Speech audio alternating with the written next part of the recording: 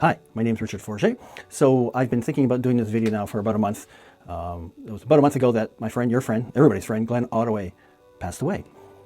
I've been trying to put together some thoughts, and I'm going to randomly tell stories about Glenn, my friendship with him. I'm going to focus more on my interactions with him as a good friend, as opposed to being a performer. We met years ago on a gig. It was a variety show that he was producing, and this place was called Herringate Barn. I sent in my video to them, just thinking that I wanted to do a show there, and they passed it on to Glenn, and Glenn reached out to me, and we did the show together, and we became fast friends. Now, when I say we became fast friends, I also have to throw in there Diana Zortek. Diana Zortek is Glenn's love of his life, there's no doubt. She was a great partner for him, and she really cared for him, and you could see that they still loved each other. I'm going to give you an example. Just a few days, about a week before he passed away, actually, maybe two, but anyway, I was showing them, we were at a restaurant, Chuck's Roadhouse, and I was showing them a video of a trick that I was thinking of getting. So I put the video on the table in the front of us, and they both were watching it, and I sort of had to kind of lean in, cuddle, to watch the video. And as they were watching it, I could see Diana just give Glenn a little light kiss on the temple. I remember thinking, wow, you know, I mean, they've been together for a long, long time, but the love was obviously still there. And I'm thinking of Diana, and of course, Tim, and Claire, and his grandson, Sebastian, and the whole family. Sebastian, he really was proud of you. He talked about you all the time, and I want you to know that he was really proud of you. The first time I saw, or even heard of Glenn, when I was a kid, we would go to this place called Ontario Place in Toronto, and they would have little theaters. And I went to see what was ever there, and it was a magic show starring Glenn Ottaway, and that was my first exposure to him, and he was doing the linking rings. He had the world's heaviest linking rings. I couldn't believe the one time I borrowed them from him. It was like working out to use these things. But anyways, as he was performing, I had a set of my own, of course, and I was, talking to my friend, telling him how it was done, and Glenn looks down at me and says, "The kid's probably got his old set at home." He was right. But basically, we didn't truly meet until we became adults, and that's when we, as I said earlier, we became fast friends. Explaining, Glenn, my relationship with him and his relationship with other people, I always feel like I always jokingly would say that Glenn was an acquired taste in the best way, because he had such a reverence, and he was always fun to be around. I swear, I never had a bad time with him. I knew we'd always laugh, always joke, and for me, he was sort of my safety blanket.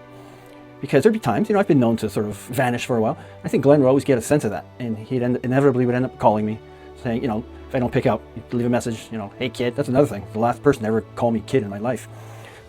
He would say, "Hey kid, Friday night, Eastside Burial, 6 o'clock, movie at 8. You gonna be there?" Cock. So that word, cock, that became a running gag. I don't even know how, I think a stand-up comedian did use it as that, and Glenn and I would just use this silly word. In fact, I would just have to call him. If I was, going to call him and leave him a message, and if he didn't pick up, all I had to say was cock, and he knew it was me and to call me. Those little things, that are gone now. How some people come in and out of people's lives. I've had that, and but Glenn was always a mainstay. He was a guy that I knew was going to be there, and I wouldn't call him a mentor as much as a pain in the butt, but but he was never lacking for opinion. We know that, That's what really made him interesting. He would come out to my shows, and he'd always give me feedback, which was fantastic. But sometimes he'd come out to my show, and if I was video recording the show, I would hear Glenn, talking throughout the show, And, for example, at the end of my show, there's this escape that I did. It's pretty dangerous. And then I'd hear Glenn going, "Oh no, Richard, be careful," through the whole video. So the next time I was doing a show and he was coming out, I had to tell him, "Glenn, don't talk through the whole show. I got to edit this thing together."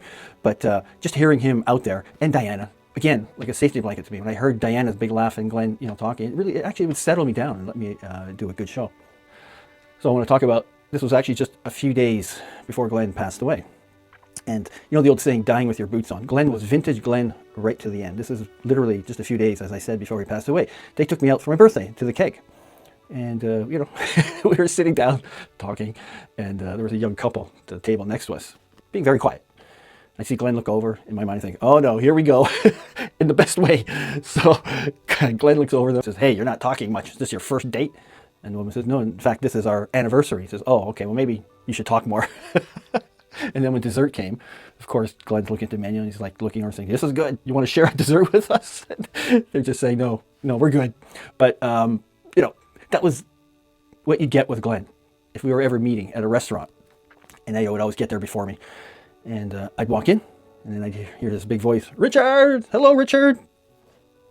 Corner of the restaurant, there'd be Glenn and Diana. For me, if I was, feeling down or whatever, and I would meet with them, I'd always walk away feeling better, because I knew we were going to laugh and talk silliness and make fun of us and each other and the world and talk, not a lot, but a little bit of politics, because in that way we were really opposite. But I didn't care. That's not what it was about for me. I told a story about this time we went to the movies. This was about a year or two, I guess. This movie about the Pope, all about electing the Pope when they would sequester all the cardinals. I'm going to give, this is a spoiler alert, so if you don't want to know the ending, I can't remember the name of the movie, but at the end of the movie, you learn that the person who has been elected Pope was once a woman. So during this big reveal scene, it was quiet in the theater. All of a sudden, cutting through the silence, I hear a voice. "You mean he's abroad?" It just cracked up the room, of course. When Glenn was the manager of a dinner theater in Whitby, he gave me carte blanche to work on my act. So in other words, if there was a play, whatever the play was, he'd allow me to bring my act and perform it before the show. And Glenn, of course, would go up and say, "Here's this magician you may have seen before."